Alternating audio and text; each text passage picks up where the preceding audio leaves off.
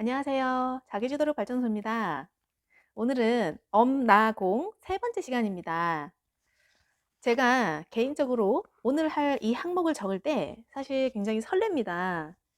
우리 반 학생들에게 뭐라도 주고 싶은 마음일 때, 이거를 적으면 굉장히 기분이 좋아져요.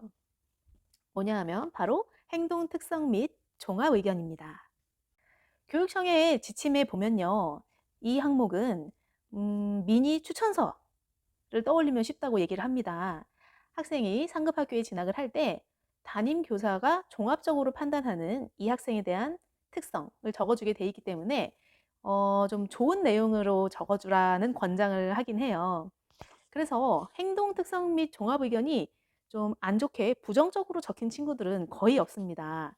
왜냐하면 교육부 지침상 이것을 이렇게 안 좋게 적어주면 안 되는 이유가 학생들은 계속 변화하는 중이고 성장하는 중이잖아요. 근데 이것을 단정적으로 나쁜 쪽으로만 적게 되면 이 친구가 앞으로 어떤 사람이 될지 아무도 모르는데 신이 아닌 이상 이 인간의 변화를 어떻게 예측할 수 있냐는 거죠.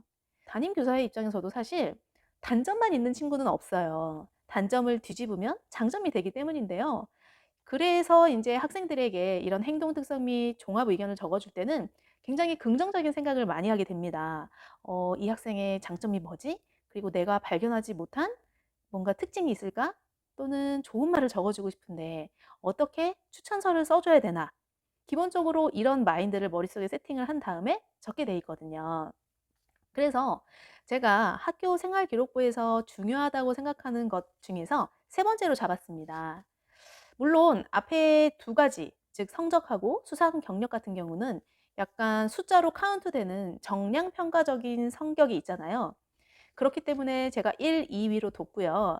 지금 말씀드리는 이 행동 특성 및 종합 의견은 사실 교사 입장에서 봤을 때는 가장 중요한 자료긴 하지만 이게 정량적으로 표현이 될 수 없기 때문에 제가 3순위로 뒀습니다.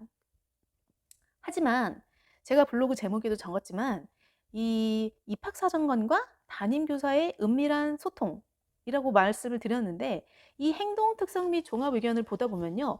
아, 이 친구가 어떤 친구길래 담임 선생님이 이렇게 적었구나가 생각이 들어요. 이제 저 같은 경우는 학교 생활 기록부를 많이 좀 경험을 해봤기 때문에 이 선생님이 이렇게 적었다면 아, 이 친구는 이런 성격을 갖고 있나 보다 예측이 가능하거든요. 그런데 이것은 입학 사정관도 마찬가지일 거라고 생각을 해요. 제가 뭐 직접적으로 확인을 해본 건 아니지만, 학교 현장에 많이 있다 보면 또 입시를 많이 치르다 보면 이렇게 학교에서 적히는 언어라든가 담임 선생님의 어조 이런 것들을 봤을 때 이 학생이 어떤 측면을 말하고 싶었는지를 금방 파악이 될 것 같아요.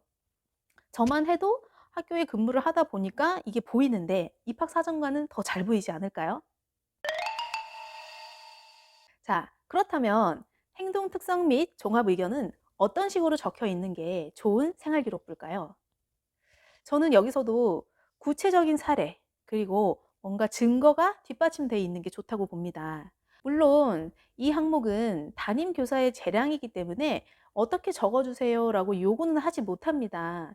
그렇지만 정말 담임 선생님 입장에서 이 친구를 너무 칭찬해 주고 싶고 너무 추천해 주고 싶다면 그냥 뻔한 말로 적어 놓진 않겠죠.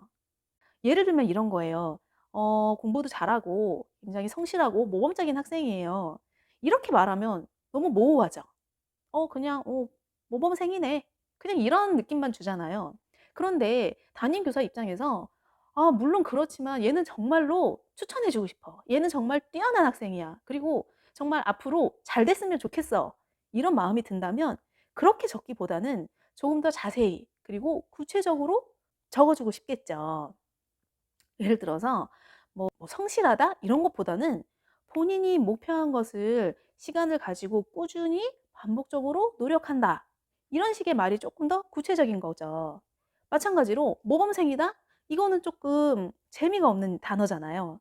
왠지 고리타분할 수도 있고 시키는 것만 잘하는 학생인가? 이런 생각이 들 수도 있잖아요. 그런데 담임 교사 입장에서 얘는 모범생인 건 당연하고 앞으로 너무 잘 됐으면 좋겠어 할 때면 분명히 뭔가 구체적인 사례를 넣어서 그리고 그런 증거를 되면서 행동 특성 및 종합 의견을 적게 돼 있다는 거죠.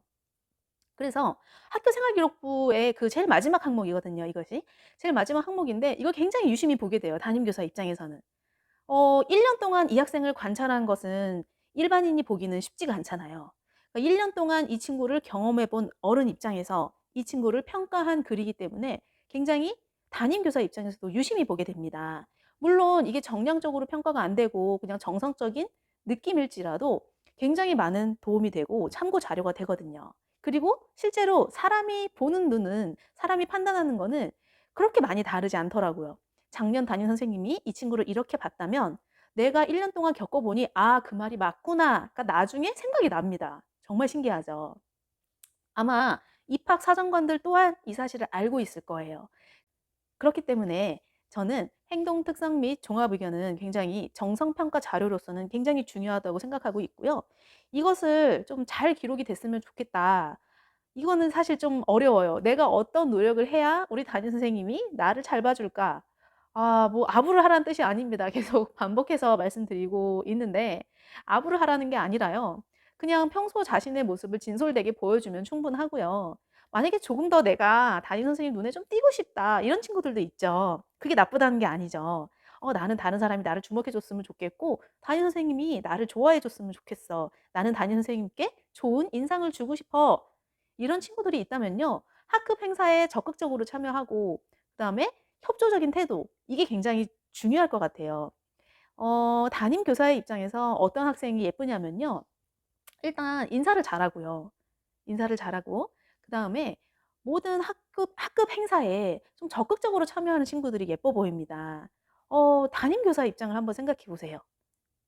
학교에서 여러 가지 행사를 준비해야 하고 학생들을 인솔해야 되는 상황에서 매사에 부정적이거나 이거 왜 해요? 귀찮아요." 이런 친구들보다는 그거 뭐예요 선생님? 저 한번 해 보고 싶어요. 도전해 보고 싶어요."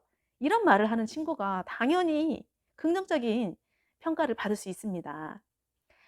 네. 좀 위험하게 들릴 수도 있습니다. 뭐 억지로 그렇게 하라는 게 아니라 담임 교사의 입장입니다. 어디까지나. 자 참고하시고요. 좋은 학교 생활 기록부를 위해서 우리가 해야 할 것들 한번 생각해 보시는 계기가 됐으면 합니다. 오늘 영상은 여기까지입니다. 질문 많이 올려주세요. 감사합니다.